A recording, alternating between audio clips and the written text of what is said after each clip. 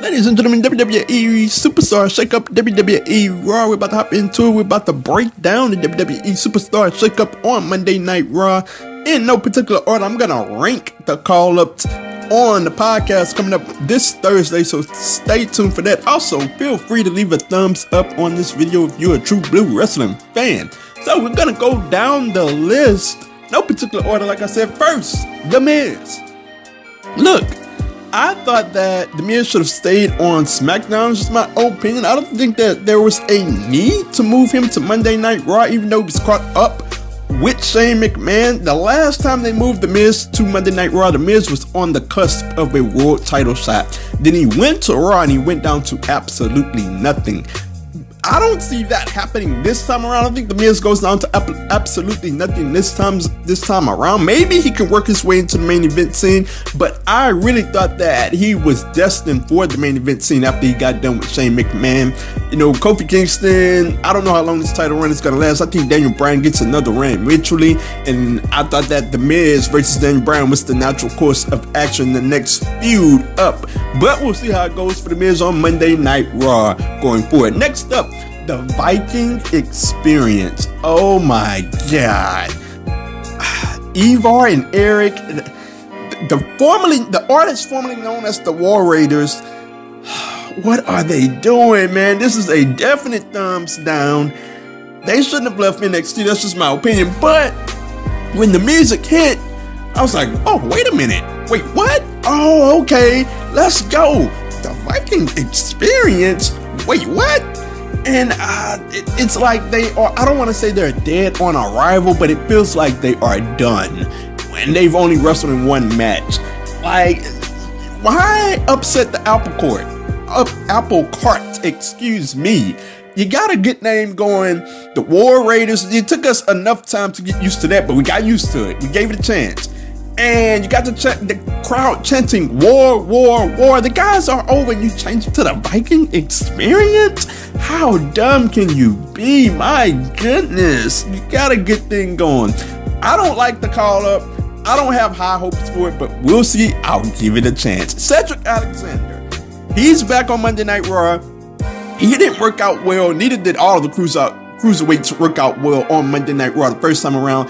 I don't really expect it to go well this time around. I wish him the best. I wish all of these wrestlers the best. Everybody that I'm about to be negative about, look, I hope I'm wrong. I actually wish them well. I hope that they do well.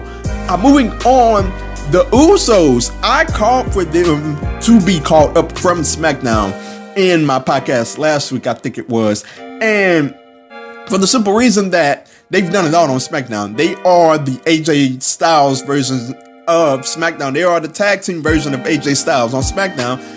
This is the house that the Usos built, and they've pretty much run every feud that they could run. So the call to Raw for me is a definite thumbs up for me.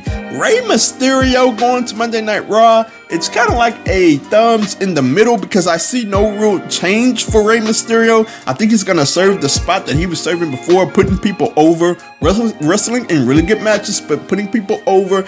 And I really don't see a change for him going forward. That could be a good thing or it could be a bad thing. It's just in the middle. Eric Young being called up to Monday Night Raw, definitely a thumbs down for me because he gets split up from Sanity. He is the leader of Sanity. Like, this is just a bad move altogether. He didn't even get an appearance on Monday Night Raw. He just got showed in the graphic. And it's like, wait, Eric Young got drafted to Monday Night Raw or was in the Superstar Shakeup in Monday Night Raw? And it's like, oh man, they've already treated Sanity horribly on SmackDown. It's like, I don't really have high hopes for Eric Young. Like I said, everybody I'm about to be negative about, I wish him the best. I wish Eric Young the best, but I do not have high hopes here. Andretti moving from SmackDown to Raw. I thought that they should have kept him on SmackDown. He was one of the guys that just needed to be used. Like, they wouldn't even use him on SmackDown. He just needed to get some TV time outside of fighting Rey Mysterio. And I thought that was the call for him to stay on SmackDown, but he's on Monday Night Raw now. He got an instant shot against Finn Balor and he beat Finn Balor. I'm pretty sure that's going to kick off a feud. And I got to say that I didn't like it at first, but They had him debut against Finn Balor. They had him beat Finn Balor. And it's like, now, okay, let's see what happens here. Maybe they are going to feature him more prominently on Raw. I wish him the best. I think that this could work out. Naomi moving from SmackDown to WWE Raw. I didn't really think she needed to move from SmackDown to WWE Raw. Like I said, she's another one that just needed to be featured more prominently. Like, she needs to do something out of messing around with Mandy Rose. And if this move to Raw is it, then I guess in the long term, I gotta give it a thumbs up. We'll see how it turns out. But I don't really see where she's gonna be that much more prominently featured than she is on SmackDown. And I hope I'm wrong about that. We'll see going forward. Lacey Evans, I don't really consider this one a move because she's kind of been on Raw and SmackDown. It's just kind of a wait and see with Lacey Evans. We'll see how the feud with Becky Lynch turns out. She has a phenomenal finish. I love every bit of it. The woman's right and that moonsault, just great. We'll see how she turns out.